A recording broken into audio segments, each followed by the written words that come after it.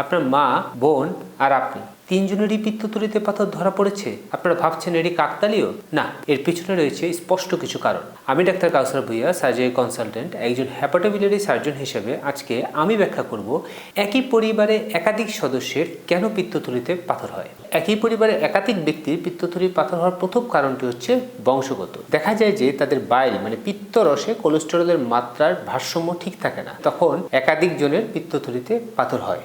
Number 2 কজটা হলো তাদের lifestyle. একই পরিবারের সদস্যরা সাধারণত একই ধরনের খাবার খায়, তারা একই রকমের চর্বিযুক্ত ভাজা পোড়া খাবারে যদি অভ্যস্ত থাকে, তারা সাধারণত একই ধরনের লাইফস্টাইল ফলো করে। তারা যদি ফিজিক্যাল অ্যাক্টিভিটি বা ব্যায়াম ঠিকমতো না করে, তাহলে তাদের শরীরে ধীরে ধীরে চর্বি জমতে থাকে এবং তাদের পিত্তথলিতে পাথর হওয়ার সম্ভাবনা বেশি থাকে। নাম্বার 3, এটা হচ্ছে হরমোনাল। সাধারণত যদি ইস্ট্রোজেন হরমোন বেশি থাকে, তাহলে পিত্তথলিতে পাথর হওয়ার সম্ভাবনা বেশি থাকে। মায়ের যদি ইস্ট্রোজেন হরমোন বেশি থাকে, তার মেয়েদেরও ইস্ট্রোজেন হরমোন বেশি থাকার সম্ভাবনা থাকে। এই 3টি কারণেই মূলত একই পরিবারের একাধিক ব্যক্তির পিত্তথলিতে পাথর হওয়ার সম্ভাবনা থাকে। তাহলে কি হাল ছেড়ে দিতে হবে যে আমার মায়ের হয়েছে আমারও হবে?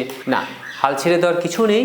আপনাদেরকে নিয়মিতভাবে সুষম খাবার, পুষ্টিকর খাবার খেতে হবে, তেল চর্বি জাতীয় খাবার পরিহার করতে হবে এবং নিয়মিতভাবে ব্যায়াম করতে হবে। এর মাধ্যমে আপনারা এই সমস্যা থেকে মুক্তি পেতে পারেন। ধন্যবাদ সবাইকে, ভালো থাকবেন, সুস্থ থাকবেন।